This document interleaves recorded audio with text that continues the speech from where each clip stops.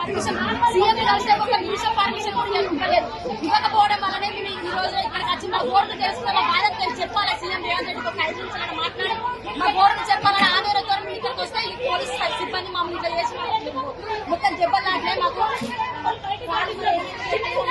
ఆమె అయితే సైన్ అయిపోయిందా ఆమె చేతుల్లోనే ఉన్నది. మమ్మల్ని ఇలా నిరుద్యోగ కళాకారులు మేము గోసి కట్టని గొంగడయ్యేది ఆడని కట్టగట్టని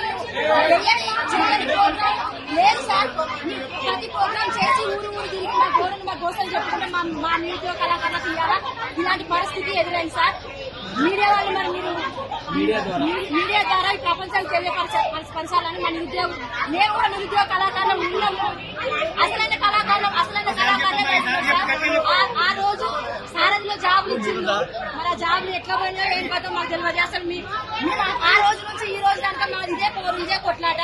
కనీసం మమ్మల్ని గుర్తించండి సార్ రేవంత్ రెడ్డి గారు. మా నిరుద్యోగ కళాకారులకు కనీసం 1000 ఉద్యోగాలు ఇప్పించి మా నిరుద్యోగ కళాకారులను గుర్తించాలని కోరుకుంటున్నాను. నా మనవిని మీ ముందు మీ కాలంలో చూస్తున్నాను సార్. పర్మిషన్ సీఎం కలిసే ఒక నిమిషం పర్మిషన్ కూడా ఇవ్వలేదు.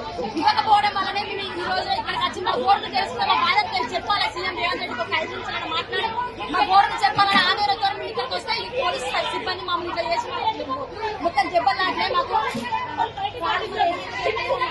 ఆమె అయితే సైన్ అయిపోయిందా ఆమె చేతుల్లోనే ఉన్నది. మమ్మల్ని ఇలా నిరుద్యోగ కళాకారులు మేము గోసి కట్టని గొంగడయ్యేది ఆడని కట్టగట్టని లేదు సార్.